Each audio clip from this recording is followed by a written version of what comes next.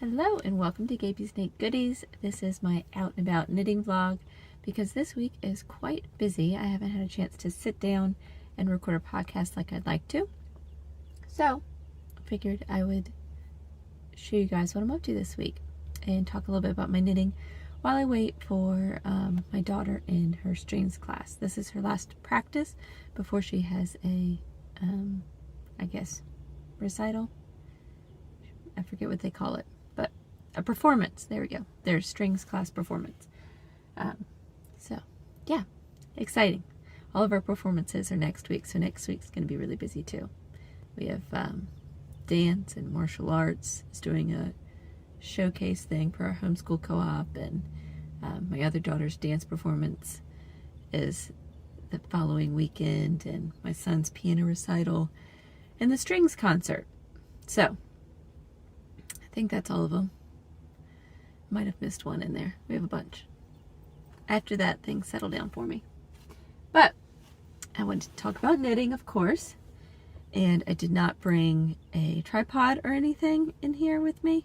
So I'm just holding it with one hand. So that means I only have one hand to show you my knitting projects. But the first one I want to show you is the one I've been... it's been my go-to knit lately. I think partly because... I cast it on after I finished the As If Tea, which I still want to do its own little episode about that tea, because that was a fun one to do. But that was knitting with maybe size 7, I think, knitting needles. So a little bit US 7, like a little bit larger knitting needles, and it was DK, and I held mohair with it. So a little thicker yarn. In terms of the actual like flow of knitting, I think my favorite is fingering weight. So this project is fingering weight. It is the Nordiska, I forget exactly, by Caitlin Hunter, and it has a little cable here at the raglan increase. And it's also a V-neck. I think I'm going to be picking up stitches at the end and knitting a bit of a ribbing around the neck here. But it's the first one I've done that's been a raglan V-neck. So that's kind of exciting. And it's just plain gray at the top with those little cables there. But I just got to the fun part with the color work. So I have like a dark charcoaly and a brown, and you can really see my color work starting. I decided to go up a needle size because I don't want, because of the location of this color work, it's all stockinette stitch, and then I do tend to knit a little bit tighter on my color work, and just color work in general is not as stretchy as stockinette stitch because of all those strands in the back. So the location of this color work is like right around the waist, and so I didn't want it to pull in. I want it to be plenty of room around my waist. So I went up one needle size, I think size 4, and then this is, I went up to a size 5. But it's shown up really well, so that's exciting. My yarns, it's Barocco. This is my dark color here,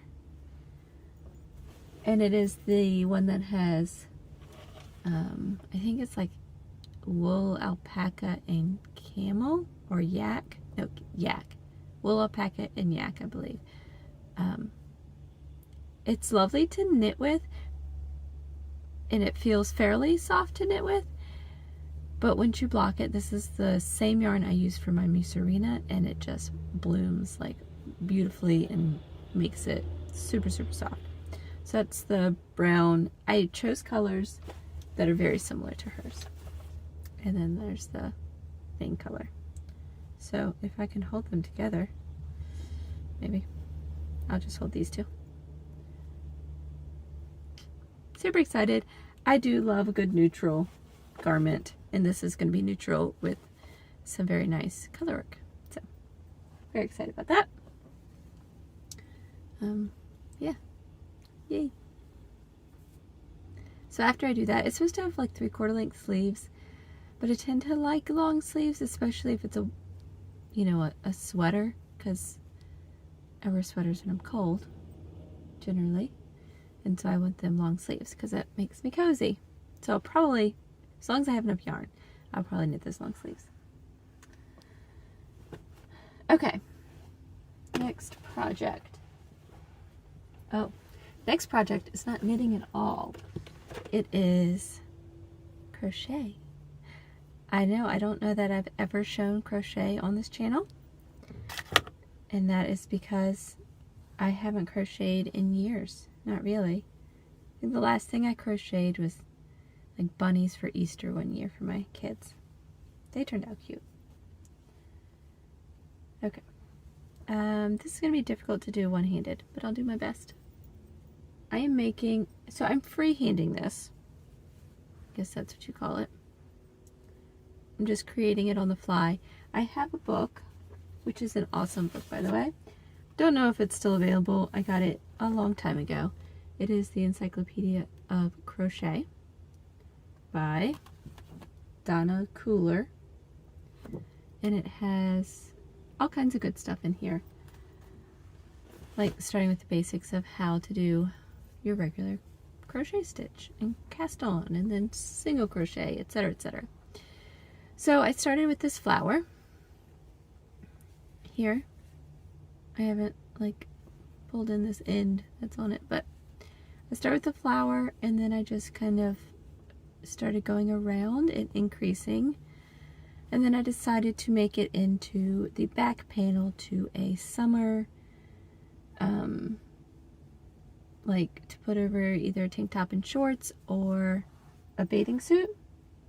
So like a kind of like a cardigan, only I don't know that I'm gonna have sleeves at all. I think I'm gonna have a big rectangle and then the 2 smaller rectangles in the front, and I will seam it up at least part way on the sides. So anyways, it's going fairly well. This is just kind of a mesh here, but I am working it into a square, and then on my corners I've now am doing these little decorative triple crochet stitch here. So I like it. I think it will be fun. It goes by quick, but it's not as soothing to me as knitting. But I'm enjoying it, and I'm knitting it out of Comfort Fingering Weight Cotton by Knit Picks, held double. Yes.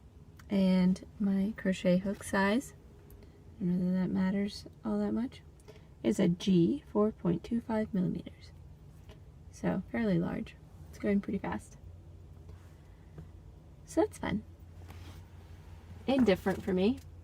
Let's see. I'm trying to see what else I have here with me.